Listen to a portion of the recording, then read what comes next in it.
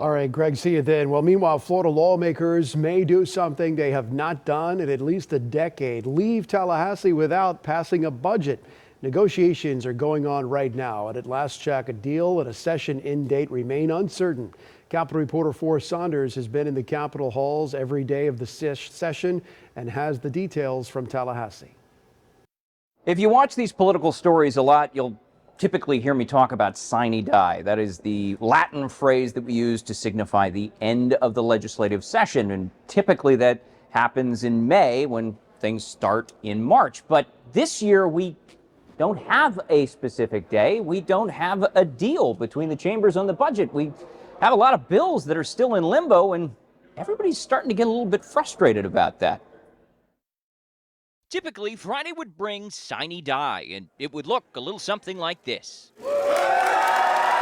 But not this year. Lawmakers still working on big bills and have no budget as tax cut negotiations don't seem to be making enough progress. We are still in conversations with the Senate, but I do want to give you a roadmap for the next week or so. It's what led to these announcements in the House and Senate Thursday. Lawmakers working through Friday, then taking a break for at least the next week. The important part is there is no fixed schedule. We're putting together a framework for a budget, and I'm optimistic that we'll have more news to share very soon. It's unclear if lawmakers will extend session after taking that reprieve or formally gavel out, then come back for a budget special session before their July 1st deadline.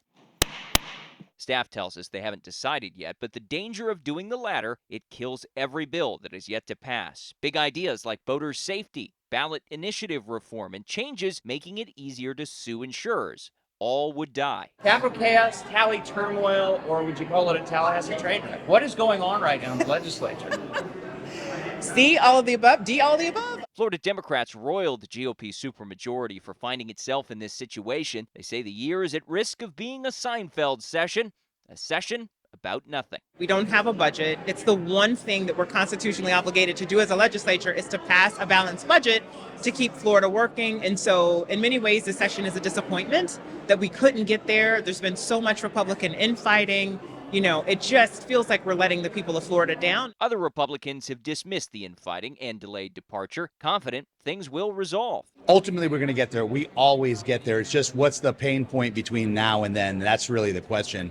And unfortunately, a lot of folks sitting back home, they don't understand the intricacies, so they think it's all chaos. It's not chaos. This is the negotiation of government, and sometimes it's messy. That's as Florida's governor takes pot shots during press conferences, urging lawmakers find a path forward.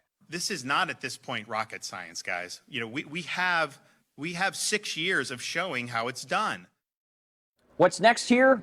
As is often the case in Florida politics, we will have to wait and see what happens. We need a deal on the budget. We need a deal on the schedule. And then maybe we won't be in so much sine doubt of when lawmakers will go home. That's the latest out here at the Florida Capitol. I'm Forrest Saunders reporting.